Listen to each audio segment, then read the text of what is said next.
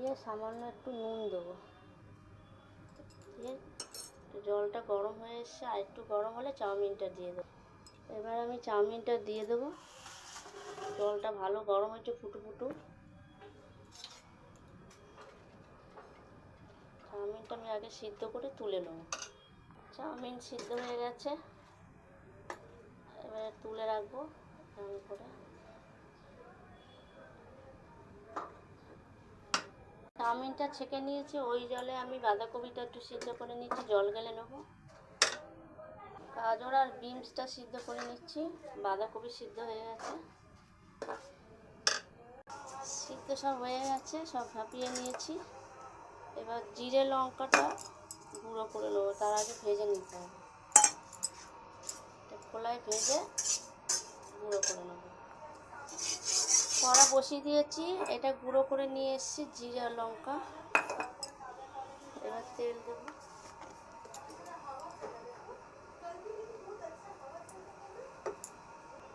রসুন কুচি করে নিয়েছি, আদা কুচি করে দিয়ে দিলাম অল্প অল্প করে।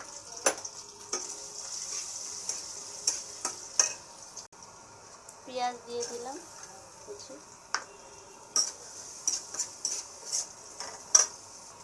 এবার বাঁধাকপিটা দিয়ে দেবো, একে একে সবজিগুলো সব দিয়ে দেবো।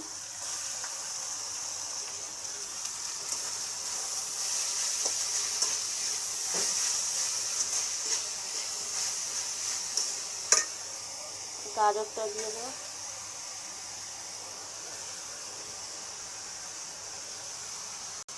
আর ক্যাপসিকামটাও দিয়ে দিচ্ছি।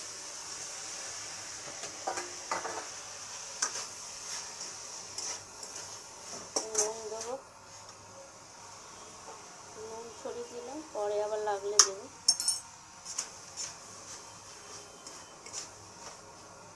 চাউমিনটা করবেন ভেজ চাউমিন, আমি পরে ডিম মেশাবো, যখন আমরা খাবো তখন ডিমের ভুজিয়া করে মিশিয়ে তখন খাবো। আপনাদের আমি ভেজ চাউমিন করে দেখাচ্ছি। চিনি দিয়ে দিলাম লাগবে, আর 1 চামচ আমি ভিনিগার দিলাম, সাদা হোয়াইট ভিনিগার। কাঁচা লঙ্কা দিয়ে দিলাম কুচি করে। এবার চাউমিনটা দিয়ে দেবো। চাউমিনটা আমি দিয়ে দিচ্ছি।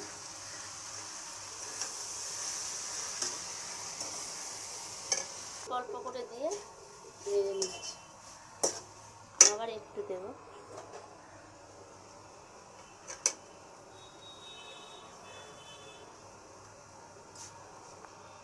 জিরে লঙ্কার গুঁড়োটা করেছিলাম, সেটা একটু একটু করে দিয়ে দেবো, খেতে খুব সুন্দর লাগে গন্ধটা।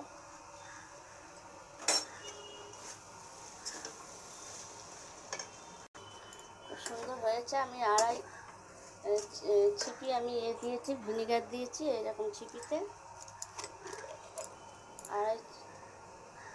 আড়াইটা ভিনিগার দিয়েছি এই ছিপিতে, আর এই গুঁড়ো মশলাটা দিয়েছি 2 চামচ। সুন্দর খেতে হয়েছে, দেখুন কত সুন্দর ঝরঝরে হয়েছে। এটা ভেজ চাউমিন, পরে ডিম মেশানো হবে। নামিয়ে দেখাচ্ছি, হয়ে গেছে। এবার নামিয়ে দেবো, দেখুন কত সুন্দর ঝরঝরে।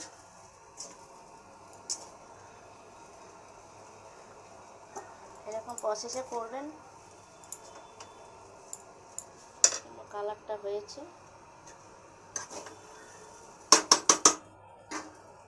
আপনারা করবে, আমাকে লাইক করবেন, সাবস্ক্রাইব করবেন, কেমন হলো জানাবেন।